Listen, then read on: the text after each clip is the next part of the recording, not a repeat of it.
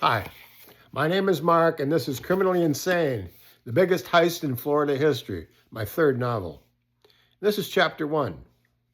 Mike, take a video of that, Natalie instructed as she pointed down the shore. I was looking at the wave action and the morning birds on the beach. We already have 100 beach videos. Look in the air, she said, pointing to the near southern sky.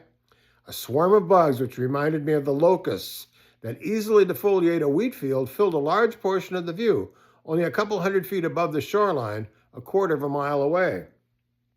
Large birds that did not look like shorebirds were flying through the swarm, feasting on the abundance. The birds numbered about 20, and if I had to guess, I'd say maybe 500,000 bugs were on the menu. As I ran the video, one of the birds stopped in midair and fell into the ocean.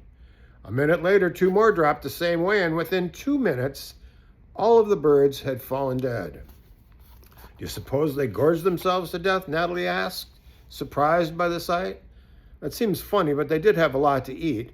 Maybe this type of insect is poisonous to them, I replied. In the early morning silence of the beach, the unmistakable sound of a small drone caught our attention, and all of the insects flew toward it. The drone headed over the barrier island towards the mainland, and every one of the insects that we could see followed right behind.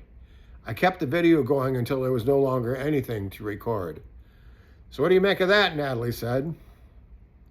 It looked like the bugs were going after the drone. I've never seen a swarm like that in Florida, and I've never seen birds just drop out of the sky that way. In Wisconsin, when I was a kid, mayflies would hatch in the spring, all in the same day. They would be everywhere and cover most everything. If you were in a car and turned on the windshield wipers, the squished bugs would cover the whole glass. They would fall into the creeks, and the fish would churn the water when they feasted.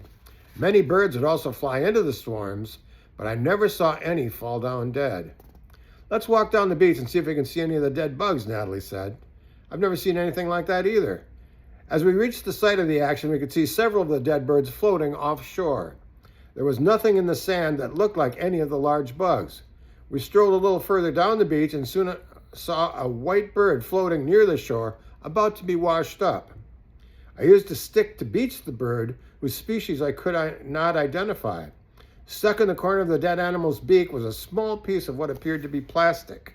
I picked it up between my thumb and forefinger and brought it close to my eye to try to identify what I was seeing. It was about 3/4 of an inch across and had a small crease at its midline. When I turned it over to look at the other side, I felt the plastic vibrate, but repeating the movement did not duplicate the vibration.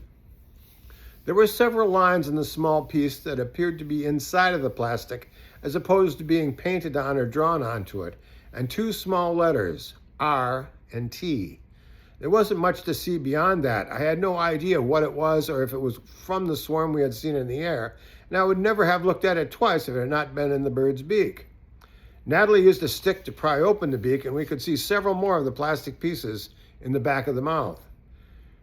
What are these things? I asked. I think we should take this bird home with us. Natalie looked at me like I was kidding. You've brought home dead birds before, haven't you? She quipped. Very funny. This is just very odd, and until I find out what these small bits of plastic are, I think we should keep the bird. Once the evidence is gone, it can't be retrieved. Evidence of what? I guess I shouldn't ask. We've only been married a few weeks, and already I know when you are being serious in the midst of weirdness. Here, use my beach bag. I don't want to be seen scavenging a dead bird from the beach. By the way, your thumb is bleeding.